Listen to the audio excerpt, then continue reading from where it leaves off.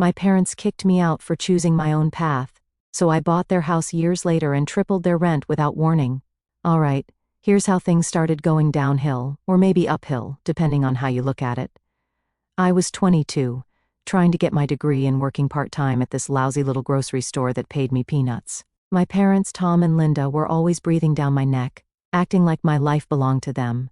They had this perfect picture in their heads of how my life should turn out, and they weren't shy about pushing me toward it every single day. They thought they knew better, but man, did they have no clue what I actually wanted. One night, we were sitting at the dinner table, just a regular Thursday night or something. I was trying to quietly eat this overcooked meatloaf my mom made. It was like chewing cardboard. But I wasn't about to say anything because they'd find a way to turn that into a lecture on how ungrateful I am. Anyway, out of nowhere, my dad, with his usual fake concerned dad voice, goes, "How's that business degree going?" I knew this conversation was going to come up eventually, but I wasn't ready for it. My heart started racing, and I could feel my stomach drop, but I had to rip off the Band-Aid. I put my fork down, staring at the pile of peas I'd been pushing around my plate like a 5-year-old. About that, I started, my voice a little shaky. I've been thinking about switching majors. The room went silent, like you could hear the clock ticking in the hallway, and that's when I knew I was in for it. Switching majors? My dad practically spat his food out. His face turned this weird shade of red that only ever happens when he's seriously pissed off. "Yeah, I want to switch to computer science," I said, trying to keep my voice steady. I felt like I was standing in front of a firing squad, though. Before I could even finish, my mom jumped in with her usual condescending tone. "Jake, thinking's never been your strong suit," she said with this tight smile, like she was making a joke, but we all knew she wasn't. That's how she gets her digs in. Always wrapped in a fake laugh or a so-called joke. I just sat there, swallowing the anger bubbling up inside me. I wanted to yell at them, tell them they were wrong. But I knew better. That would just lead to more yelling, and I wasn't in the mood for a full-blown argument. But my dad wasn't done yet. He slammed his fork down on the table so hard it made the plates rattle. "Computer science? Are you out of your damn mind? Business is what's going to make you money. You're throwing away your future on some stupid hobby," I tried to explain. "It's not a hobby, Dad. I'm really into it and I think I could be good at it." "You think?" He cut me off again. "Passion doesn't pay the bills, Jake. You're being reckless. You need to think about your future, not just whatever you feel like doing right now." My mom nodded along, of course, adding fuel to the fire. "You're not a child anymore. You don't just get to play around with your future." That's when it hit me. They didn't care about what I wanted. Not one bit. To them, I was just this project they were working on, and any deviation from their grand plan meant I was screwing everything up. They didn't even stop to consider that maybe, just maybe, I knew what was best for me. After dinner, I went up to my room, slammed the door shut, and collapsed on my bed. I felt like a weight was pressing down on my chest.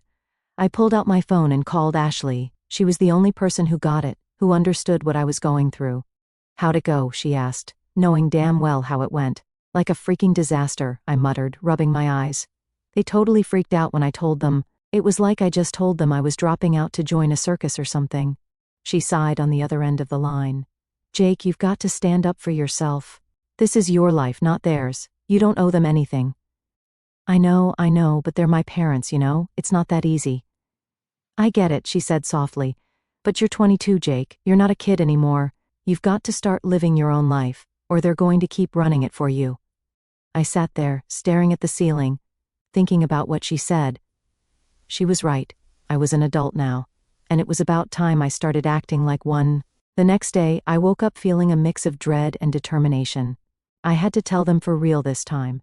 I couldn't just keep letting them decide my life for me. So I walked downstairs, my heart pounding in my chest, and found them sitting in the living room watching TV.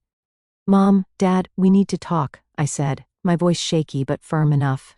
My dad muted the TV, and they both looked at me like they were expecting some big announcement. In a way, I guess it was. "I've made my decision. I'm switching to computer science." My dad's eyes narrowed. "No, you're not." I stood my ground this time. "Yes, I am. I'm an adult, and this is my choice." For a second, I thought maybe, just maybe, they'd back off and let me have this one. But then Mom stood up, crossing her arms over her chest. If you're such an adult, then you can support yourself, she said, her voice cold. You've got 24 hours to pack your things and get out. I just stood there frozen, like my brain couldn't quite process what she was saying. What? I finally managed to say. You can't be serious. Oh, we're serious, my dad growled. You want to make your own decisions? Fine, but you're doing it on your own. I don't even remember walking back to my room. I just remember the overwhelming feeling of betrayal, like they'd been waiting for an excuse to kick me out all along. I was their kid, their son, and they were just tossing me out like I meant nothing. I called Mike, my best friend, the second I got back to my room. I didn't even bother to keep my voice steady anymore. Dude, they kicked me out, I said, my hands shaking. I don't know what to do. Without missing a beat, Mike replied, Pack your stuff, man. You're staying with me. As I threw my clothes into a duffel bag, it finally hit me. I was homeless. My own parents had thrown me out like I was garbage, but at the same time, as messed up as it sounds, a part of me felt relieved. For the first time in my life, I wasn't going to be under their control anymore. I was free, but I had no idea what that really meant yet. The next few days after getting kicked out were a complete blur. I was crashing at Mike's apartment, trying to get my head straight, but it felt like everything in my life had just been flipped upside down. One minute, I'm arguing with my parents over my major, and the next, I'm homeless. It didn't even feel real, like it was happening to someone else, not me. Mike's place was fine. He lived in this tiny one-bedroom apartment that smelled like old pizza and gym socks, but I couldn't really complain.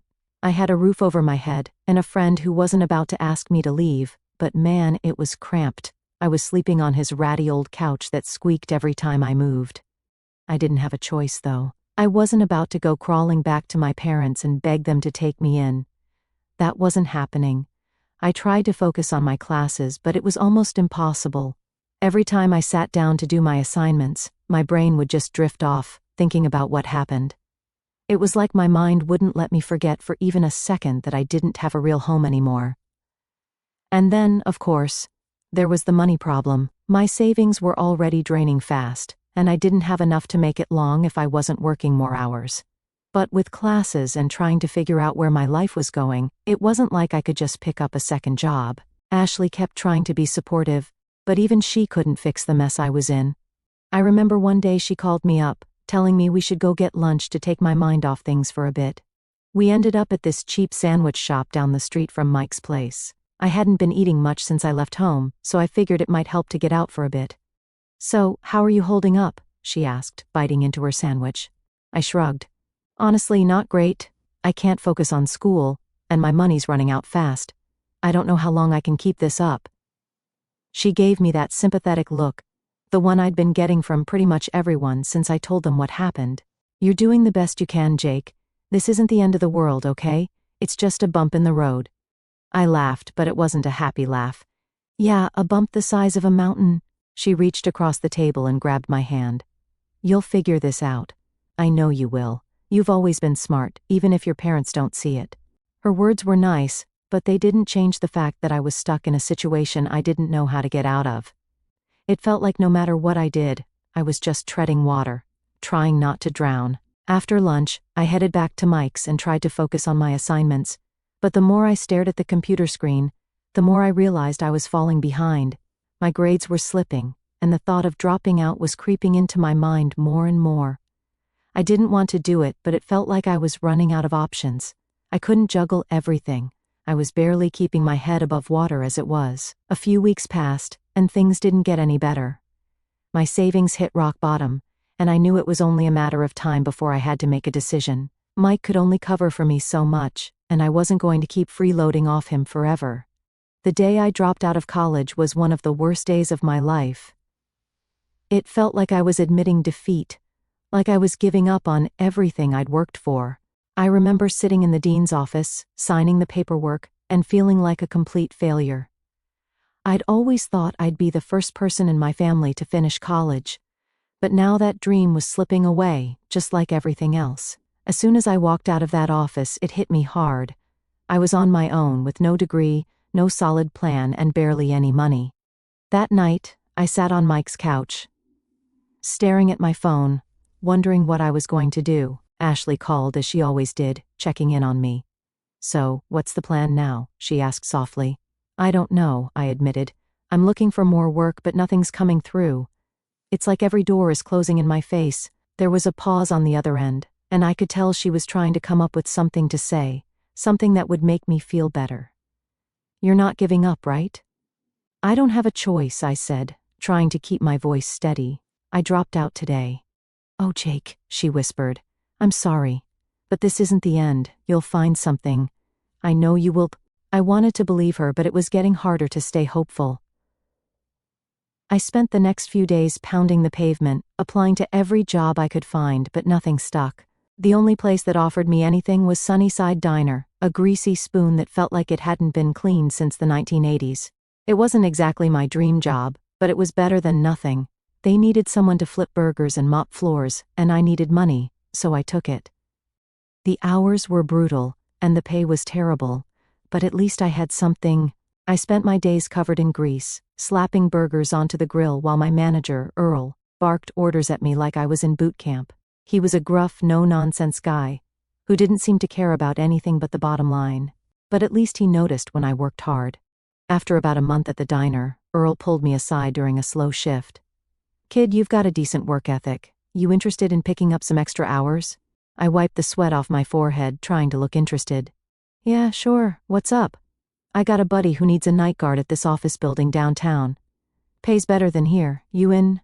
I didn't even have to think about it. Yeah, I'm in. Just like that, I was working 2 jobs, flipping burgers by day and guarding an empty building by night. It wasn't glamorous, but at least it was something. Sleep became a luxury I couldn't afford, and most nights I was running on fumes, barely able to keep my eyes open. But I had no other choice. I had to survive. Ashley kept sending me links to tech internships, trying to help me get back on track. But I just didn't have the time or energy to apply. My life was all about survival now. It wasn't about chasing dreams or passions anymore. It was about keeping my head above water, day by day. Every night, as I sat in that dark, empty office building, staring at the flickering lights of the city outside, I couldn't help but wonder how the hell my life had turned out like this. Just a few months ago, I had plans, dreams, and a future. Now I was just trying to get by, one shift at a time. The worst part was, I didn't see a way out. Working 2 jobs was hell, straight up, no other way to describe it. The diner was greasy and chaotic, and the night shifts at that empty office building were just mind-numbing. I was running on like 4 hours of sleep, drinking energy drinks like they were water, and basically living out of a beat-up backpack that I took everywhere. But at least I had some money coming in. It wasn't much, but it was enough to keep me going. Mike didn't say it, but I think he was relieved that I could start pitching in for rent. I didn't want to be that guy, freeloading off my best friend while my life fell apart, so I made sure to hand him whatever I could. I was still crashing on his couch, but at least now I wasn't a total burden. Then, out of nowhere, things started to shift. I don't know if it was dumb luck or the universe finally giving me a break, but one day, while I was flipping burgers at the diner, this guy came in for lunch. I didn't think anything of it at first. Just another random customer. He looked kind of tired, like the rest of us who worked too many hours for not enough pay. After his meal, he came up to the counter to pay, and as I handed him his change, he glanced at the computer screen I had open behind the register.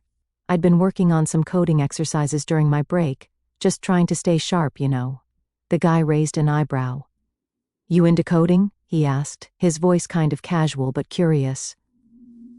I nodded, trying not to seem too eager. Yeah, I've been teaching myself, hoping to make a career out of it eventually. He chuckled. Well, I might have something for you. My company's looking for entry-level IT guys. Nothing fancy, but it's a start. I blinked, not really believing what I was hearing. Wait, seriously? Yeah, he shrugged, like it wasn't a big deal. Send me your resume. I'll put in a word for you. He handed me his business card, and I swear my hands were shaking as I took it. It was like this tiny shred of hope that I hadn't felt in months. That night, I didn't even care how tired I was from the double shifts. I went back to Mike's place, fired up my laptop, and worked on my resume. It wasn't perfect, but it was something. I shot the guy an email before I could overthink it, then tried not to get my hopes up. A few days passed, and I didn't hear anything back. Part of me figured the guy was just being nice and I'd never actually get a call. But then, one afternoon, as I was sitting in that boring, empty office building during my night shift, my phone buzzed. It was an email from that company. I stared at the screen for a solid minute, too scared to open it. But when I finally did, it wasn't a rejection. It was an invitation to interview. I couldn't believe it. I'd gone from flipping burgers and guarding empty buildings to maybe, just maybe, getting an actual job in IT. The interview wasn't anything fancy. I borrowed one of Mike's decent shirts and took the bus to the office. It was a small startup, nothing flashy, but it felt like a whole new world compared to where I'd been.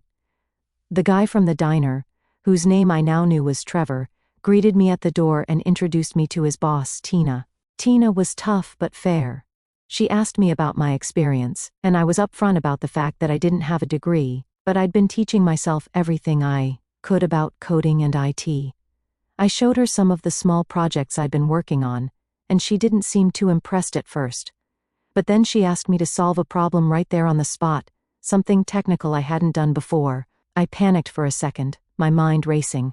But then I remembered all those late nights I'd spent teaching myself, working through coding challenges just for the hell of it. I took a deep breath and got to work, trying not to let the pressure get to me. When I was done, Tina glanced over my shoulder at the screen. She didn't say much, just nodded and looked at Trevor. "He's got potential," she said. "Let's give him a shot." I didn't even know how to react. I wanted to jump up and scream, but I just sat there, trying to play it cool, even though I felt like my heart was about to explode out of my chest. I started the next week as an entry-level IT guy. It wasn't glamorous, but I didn't care. For the first time in months, I wasn't flipping burgers or guarding some creepy office building at 3 in the morning. I was actually doing something I loved. Tina and Trevor were patient with me, showing me the ropes, but they also pushed me to keep learning. They didn't hold my hand through everything, and that's what I needed. Nights were still rough though. I was still juggling both jobs for a while, just to make sure I didn't screw up this opportunity. So, I'd work at the startup during the day, then head straight to the diner or the office building after. Sleep was still a rare luxury, and most mornings, I'd wake up feeling like I'd been hit by a truck. Ashley stuck with me through it all. She was my rock, always sending me job links or checking in on how things were going at the startup. I don't think I'd have made it without her. Every time I felt like I was about to fall apart, she'd remind me that I was doing this for a reason, that I was building something for myself. After a few months of grinding, I finally reached a breaking point. I couldn't keep working 2 jobs and expect to stay sane. So, I went to Earl, the diner manager, and told him I had to quit. He wasn't thrilled, but he understood. "Good luck, kid," he said, giving me one of those rare moments of sincerity. "You're a hard worker, you'll be fine." Walking out of that diner for the last time felt like a huge weight had been lifted off my shoulders. I still had the security job for the nights I wasn't at the startup, but at least I wasn't burning myself out as fast. As time went on, I threw myself into the IT gig with everything I had. I spent every spare minute learning new skills, taking on projects, and soaking up as much knowledge as I could. I wasn't just trying to survive anymore. I was trying to build something real, something that was mine. It wasn't easy, and there were days when I doubted myself, when I wondered if I was just chasing some pipe dream. But every time I got through a challenge or solved a problem that had stumped me for hours, I felt that spark again, that fire that had been missing for so long. Slowly, bit by bit, I started to see a future for myself again. Not the future my parents had planned for me, but one that I actually wanted. For the first time in a long time, that felt like enough. A few months into the new job, things started to feel different. Not in a bad way, just a way I hadn't felt in a long time. I was finally doing something I actually enjoyed. And I wasn't dragging myself out of bed just to survive another day at some dead-end job. The whole IT thing, coding, troubleshooting, yeah, it wasn't glamorous, but I liked it, and it was mine, something I had worked my butt off to get.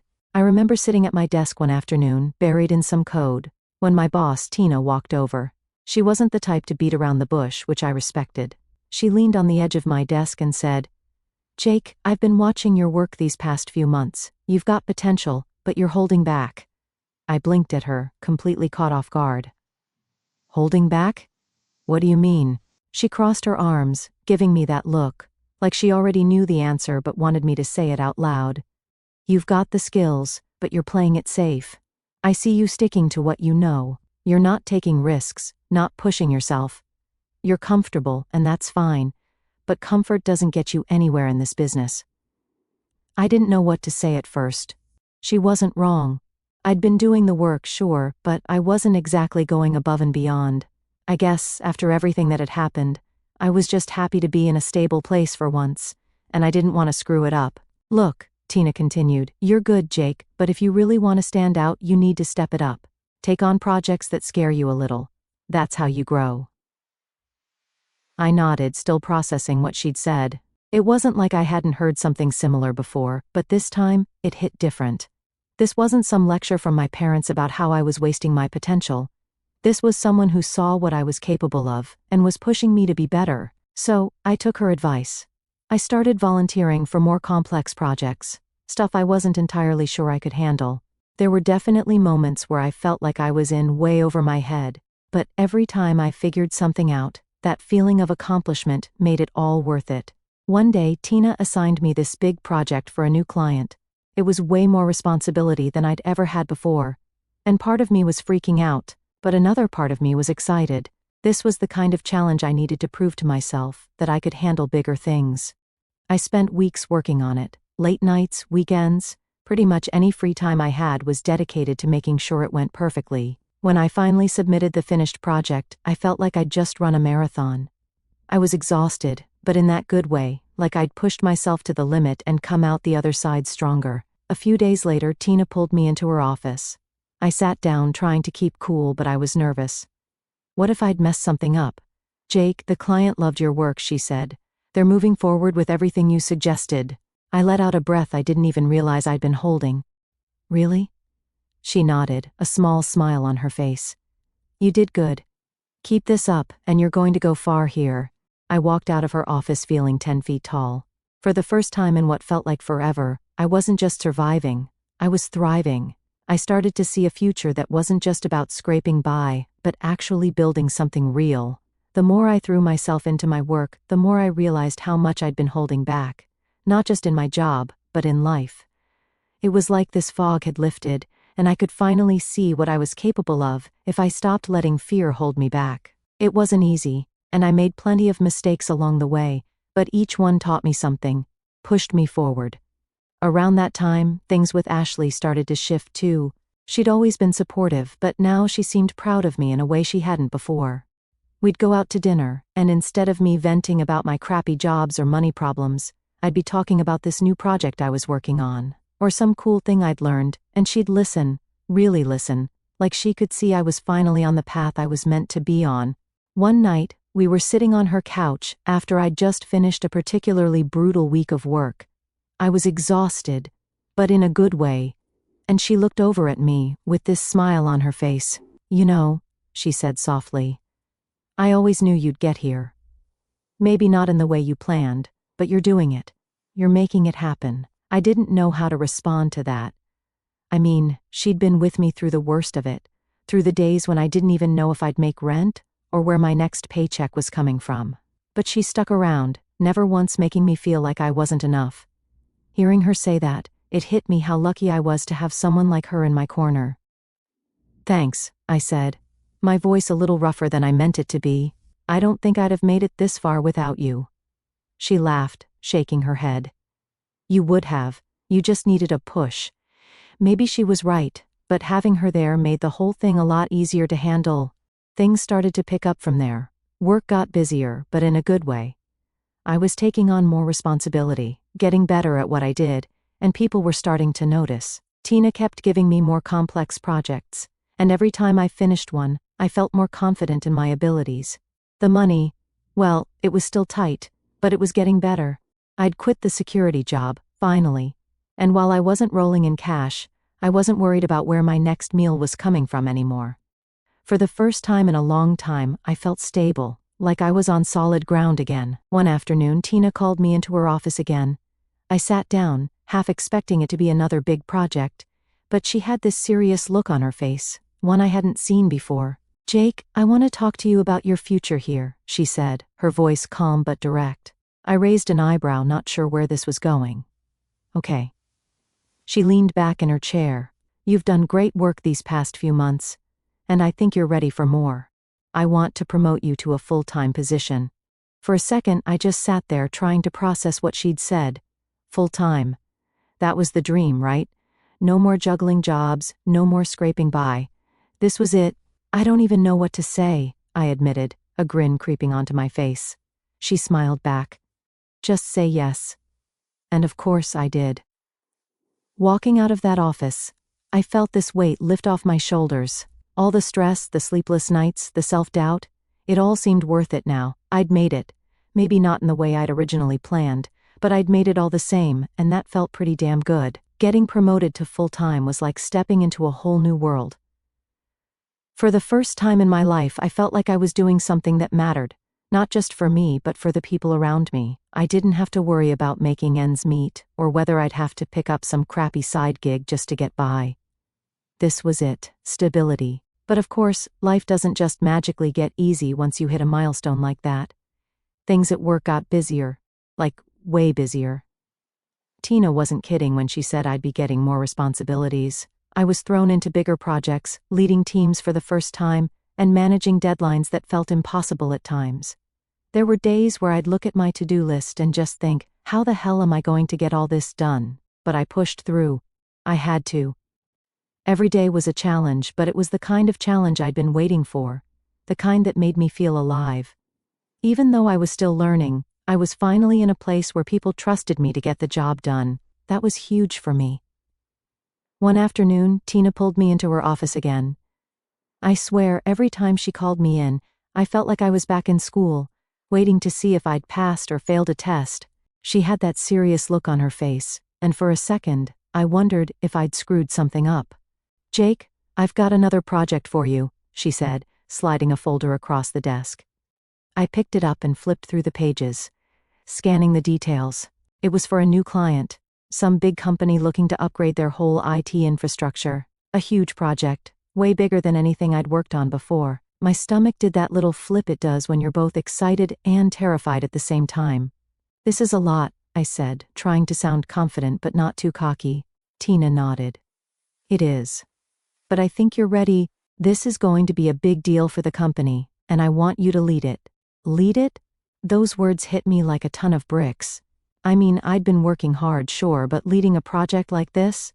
That was next level. "I won't let you down," I said, feeling the weight of what she was trusting me with. "I know you won't," she replied, giving me a rare smile before getting back to business. The next few weeks were some of the most intense of my life. I was basically living at the office, working late nights and weekends to make sure everything was perfect. My team was great, but the pressure was on, and I wasn't about to let anyone down. I couldn't. Ashley was a saint during all of this. I wasn't around much, and when I was basically a zombie.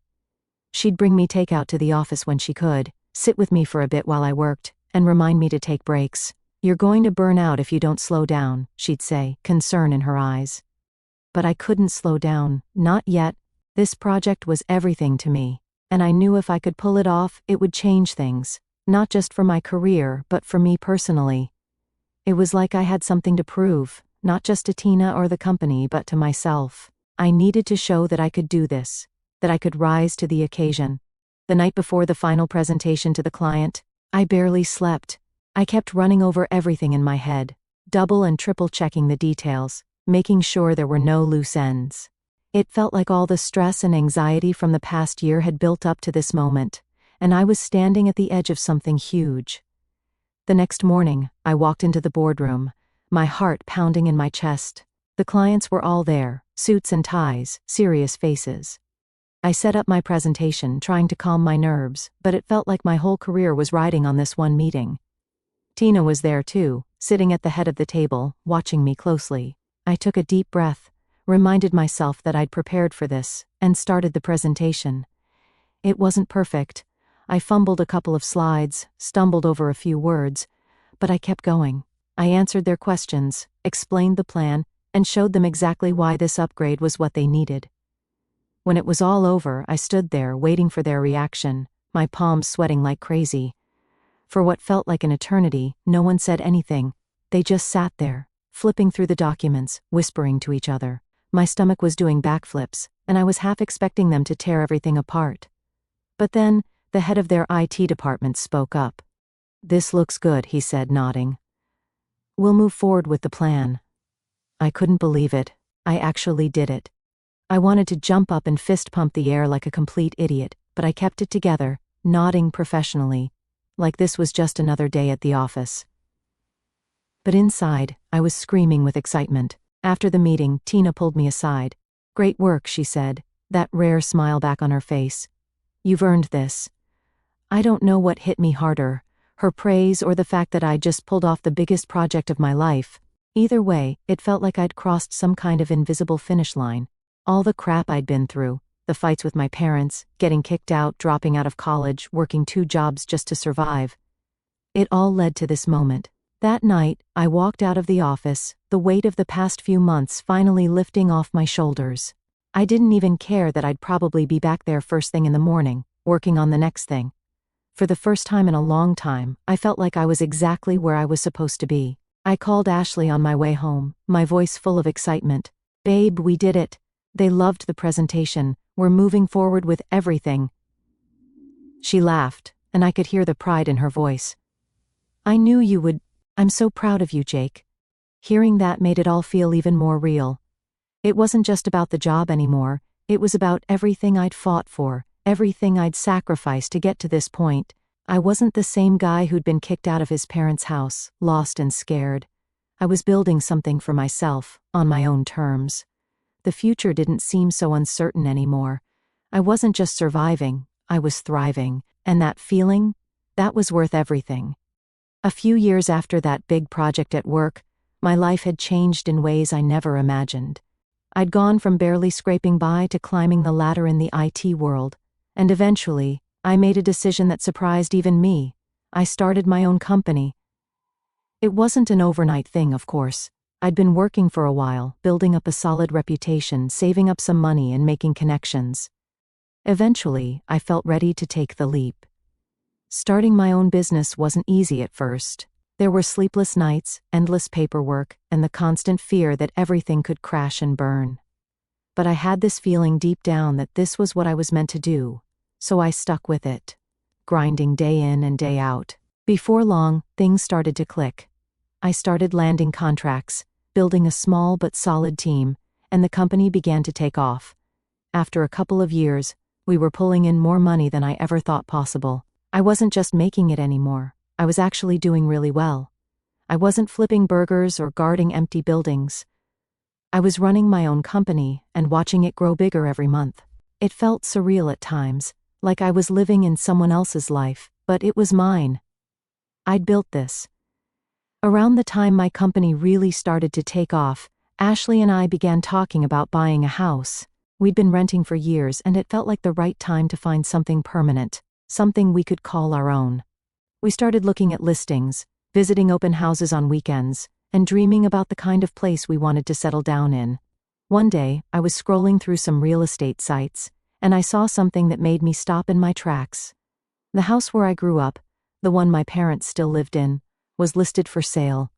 I couldn't believe it. I hadn't spoken to them in years, and honestly, I didn't keep up with what was going on in their lives. But seeing that house for sale, it hit me in a weird way. I clicked on the listing and checked out the details. Apparently, their landlord had decided to sell the property, and it was being listed at a price that was, honestly, a steal compared to other houses in the area. And then, like a light bulb going off in my head, I had this wild idea. I could buy the house. At first, it felt a little petty. I mean, who does that? Who buys their parents' house after they kick them out?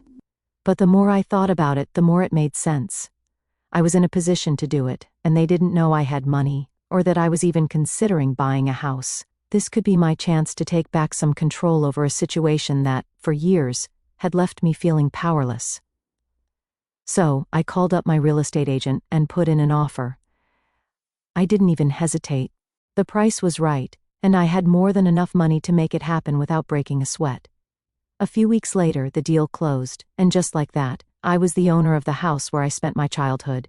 It was mine. Here's where things get interesting. The day after the sale went through, I got a call from the property manager who had been handling the place. "The tenants are asking to meet the new owner," he said. "They want to discuss the rent and some issues they've been having." I smiled to myself. This was going to be good. I didn't tell them anything, of course. I just told the property manager to schedule the meeting. The plan was already forming in my head. When the day came, I showed up at the house, parked my car out front, and knocked on the door like I was just some regular landlord. My dad answered the door. He looked surprised, but I could tell he didn't recognize me right away. It had been years since we'd seen each other, and I guess I didn't look like the same guy who left their house with a duffel bag and no real plan. "We're here to meet the landlord," he said, looking confused. "That's me," I replied, stepping inside like I owned the place, which, of course, I did. He blinked, clearly not expecting this. "Wait, what? You're the landlord?" "Yeah," I said, trying not to laugh. "I bought the place." At that moment, my mom walked in from the living room. When she saw me, her eyes went wide. "Jake?" she gasped. "What are you doing here?" I just smiled and leaned against the wall. "Well, I'm your landlord now." The look on their faces was priceless. They were completely speechless, just standing there in shock. I could tell they were trying to process the fact that the kid they kicked out all those years ago was now the owner of their house. It felt like some kind of weird justice, but I wasn't there to gloat. I was there to handle business. "So," I said, breaking the awkward silence, "about the rent." They both stared at me, clearly not ready for what was coming. "I'm tripling it," I said, straight-faced. My dad's jaw dropped. "Tripling it? You can't be serious." "Oh, I'm dead serious," I replied. "You see, property values have gone up, and I've got to make sure I'm getting a fair return on my investment. So yeah, the rent is going up, a lot." My mom tried to reason with me, her voice shaky. "Jake, we can't afford that. You know we can't." I shrugged. "That's not really my problem. You can either pay the new rent or find somewhere else to live. It's up to you." It was harsh, I know, but I wasn't going to back down. They'd made their choice years ago when they threw me out, and now it was my turn to set the terms. They stood there, stunned, probably realizing that they didn't have much of a choice. With their credit shot and no real options, they were stuck. After a few minutes of awkward back and forth, I told them I'd give them some time to figure things out and walked out the door. As I got into my car and drove away, I couldn't help but feel a weird mix of emotions. Part of me was satisfied, maybe even a little vindicated. But another part of me felt empty. I'd done what I set out to do. I'd proven that I wasn't the failure they thought I'd be, that I'd made something of myself despite everything they'd put me through. But as I drove away from that house, I realized that no amount of rent hikes or property ownership could fix the damage that had been done. This wasn't about revenge anymore. It was about letting go. Still, I wasn't backing down on the rent.